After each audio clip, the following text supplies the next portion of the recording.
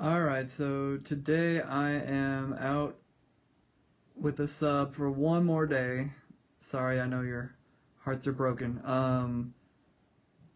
So today we're going to have bell work, we're going to have notes, you're going to do your study guide, you're going to watch another video by Miss Sandoval next door to review for the unit, and then you're going to work on a crossword puzzle for the end of class. So starting with our bell work down below, you see it's a little bit different than usual. It's 4 questions, and those questions have correct answers. I want you to write out the entire question on your bell work, fill in the blank. This should probably completely fill up your day. I forgot what day it is actually. Is it like day 2? But write small in order to fit in all the words, okay? Cool. Alright, so we're starting our notes. It's the next assignment in your notebook. There was a handout when you entered the room. It is 5.2 to 5.3, Teddy and Taft.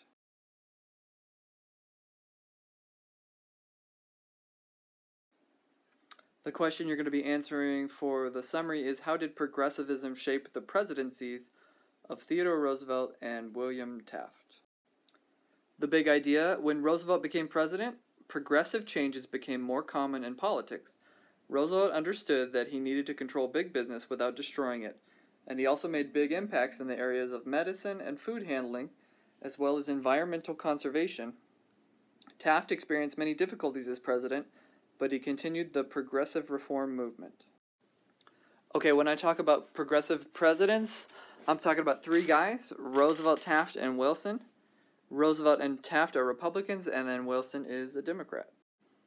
But let's begin with Teddy Roosevelt. I think I told you guys that he's one of my favorite presidents, who was absolutely full of energy, kind of a crazy dude, woke up at 4 o'clock in the morning, got like 2 hours sleep, but felt like he could do anything, and he's just one of those weird guys. Drank a gallon of coffee a day. He was an interesting dude. So Teddy was an amazing guy. He was relatively young. He was very competitive, strong-willed, and very energetic. And you guys know he became president when William McKinley was assassinated. Now, I know through these notes I'm going to talk quick, so a little instruction to the substitute teacher: you should press pause a lot when I'm done talking so that the slide doesn't change and the kids have time to finish writing the notes. Here's a young Teddy Roosevelt with some awesome sideburns. Here's an even younger Teddy Roosevelt. I'm not in favor of the killing of elephants, but I guess 100 years ago maybe it was more acceptable. So I'll give Teddy Roosevelt a pass. This is him killing an elephant.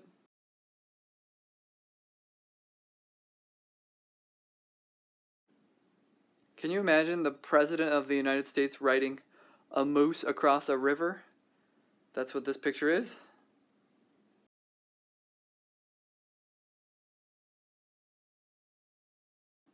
Young Teddy Roosevelt all dressed up like Davy Crockett. The story of the teddy bear, or the fact that teddy bears exist, is actually because of Teddy Roosevelt. There was a story that he came across a bear that he was hunting, and he decided not to kill the bear because it was small.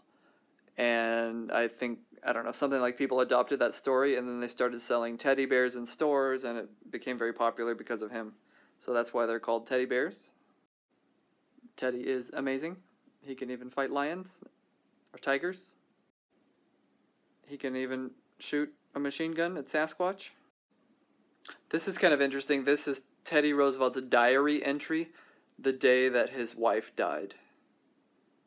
Something kind of cool and haunting about it. Okay, when looking at the world, Teddy Roosevelt was a social Darwinist, which is not something I consider a positive today, but you have to consider the time period. So he thought that America was the best, and that we were the most powerful, and that we should take lands from other people, and we shouldn't feel bad about it. He also promised Americans a square deal. That was the title of his programs back at home. We're going to learn more about the second bullet in the next unit when we talk about imperialism. So one of the things about Roosevelt is that he was a trust buster, or a monopoly buster, and as president he had no problem in taking out monopolies, but he sometimes was okay with them. It would depend. If he felt like a monopoly was being fair to the people and giving okay prices, maybe he'd let them be. But if they were charging unfair prices, then he would prosecute them.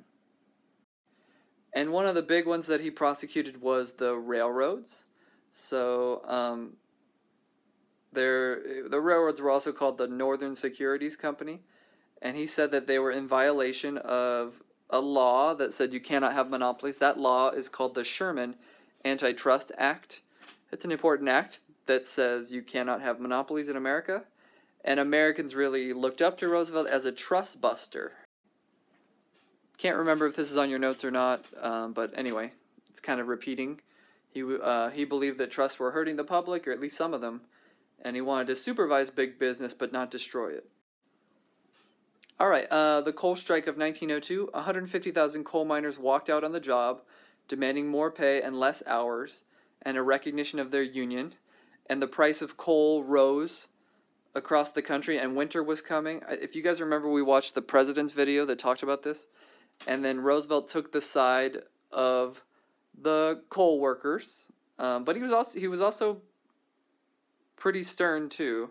But eventually he was able to get the mine owners to accept some of the demands, and Roosevelt came out like a big hero who put the people back to work and gave them a little bit of what they wanted.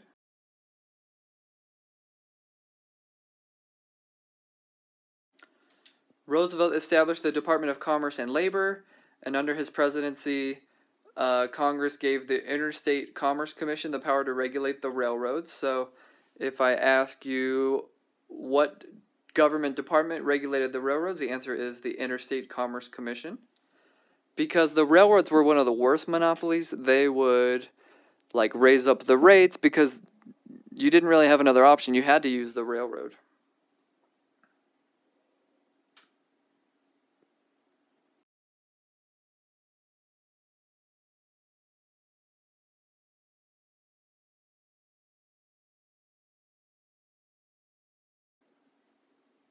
Many companies were patenting and marketing potions that they claim would cure a variety of illnesses.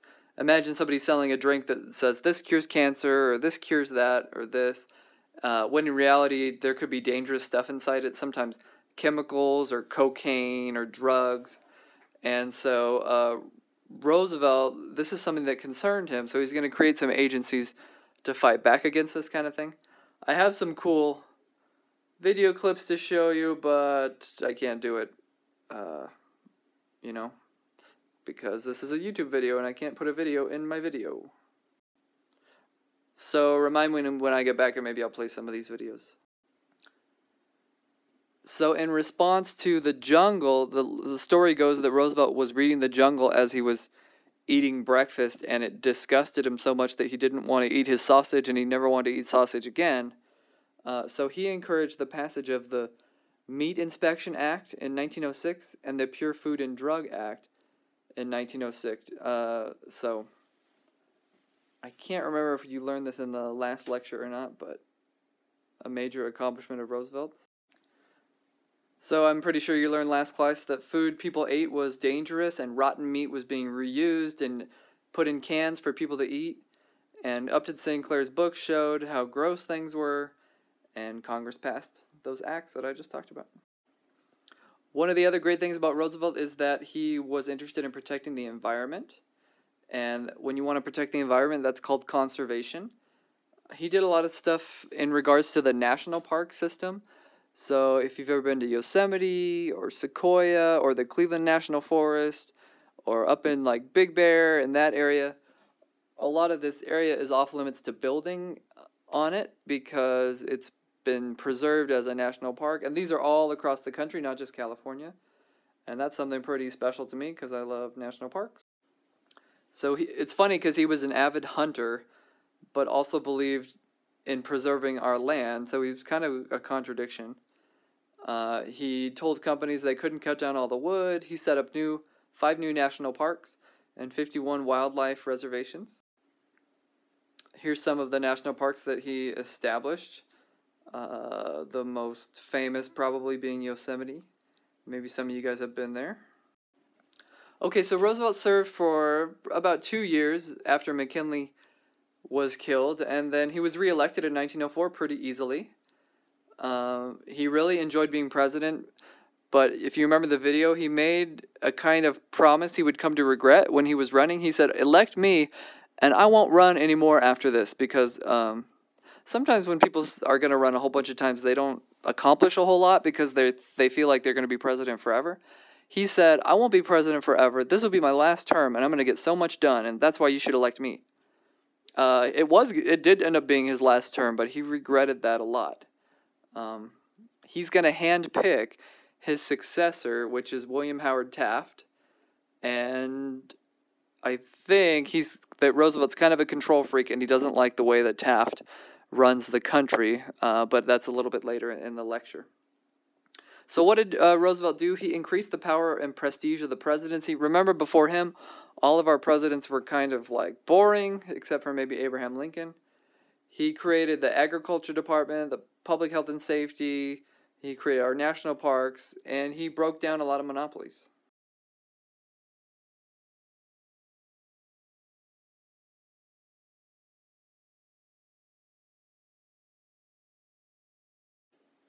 So the guy that's going to take over next is William Howard Taft. He's another progressive president, and sadly, he's most famous for being our largest president.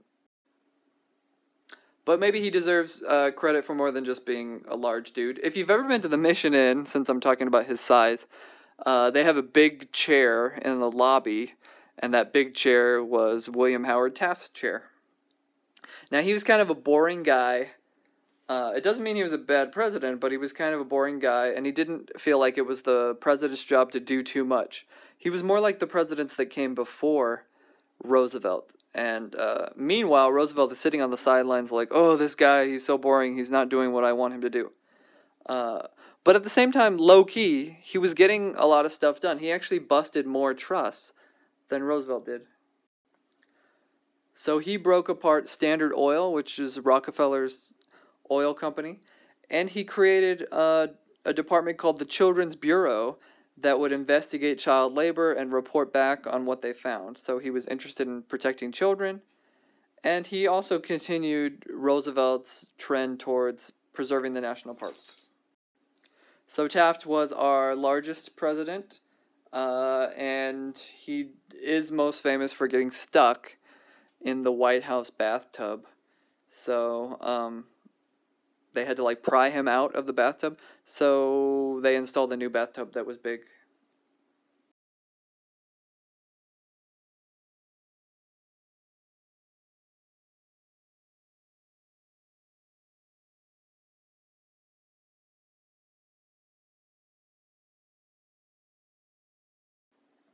So I told you before, Roosevelt had handpicked Taft to succeed him as president.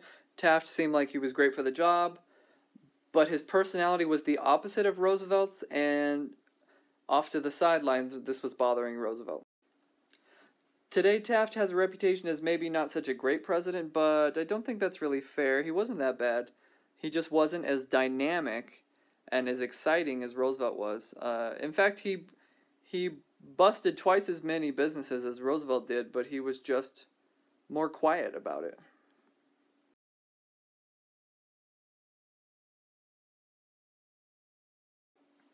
Taft also continued Roosevelt's legacy towards conservation and the national parks.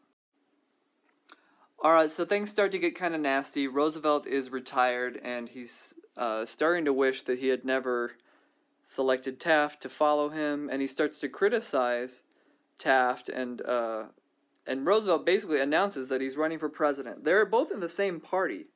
This like almost never happens, where you have a president in Taft who's a Republican, and Taft says, "I'm going to run again for president," because everybody always runs twice.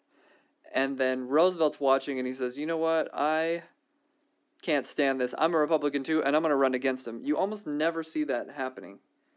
That'd be like Hillary Clinton running against Obama right in the middle of Obama's presidency. That almost never happens. Draw a picture of Roosevelt and Taft fighting. Kind of a crazy fact here is that Roosevelt, during this time when he was campaigning, by the way, he had to go create his own political party called the Bull Moose Party because the Republicans didn't want him as their president.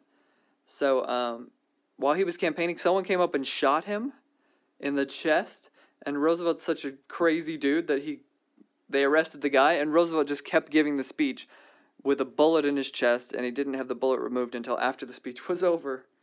So he was kind of amazing. So this just says what I already said, that the Republican Party did not want Roosevelt to be their candidate, so they selected Taft. I might have talked about this a little bit in class, but when you have two people that are Republicans, because Teddy was still more of a Republican, even though he went and made his own party. When you have two people that are one party and one person who's the other, which is Woodrow Wilson, then you can kind of guess that Woodrow Wilson is going to win the presidency. So that's exactly what happens. Teddy Roosevelt and Taft split the vote, although Teddy gets more. But Woodrow Wilson doesn't have to split the vote with anybody, so he's going to win the election. That's typically what happens. People worry that Donald Trump is going to do this and decide to run as an independent party, and that would make the Republicans lose this election. So that's something that people still worry about today.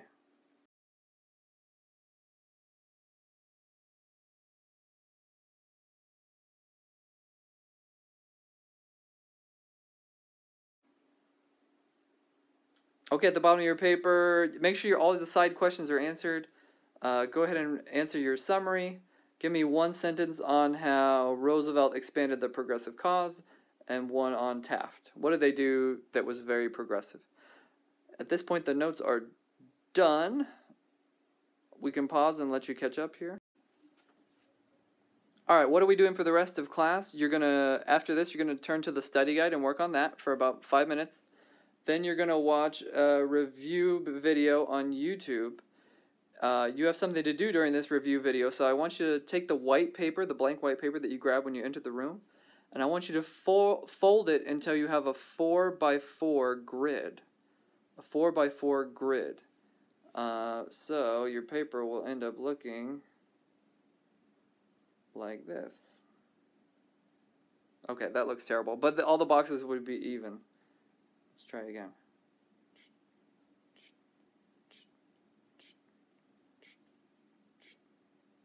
There we go. That one looks better. All right, so fold your paper into a 4x4 grid, and then you're going to review the unit. And then after that, you can work on your crossword puzzle, which will become homework if it's not completed in class. All right, peace.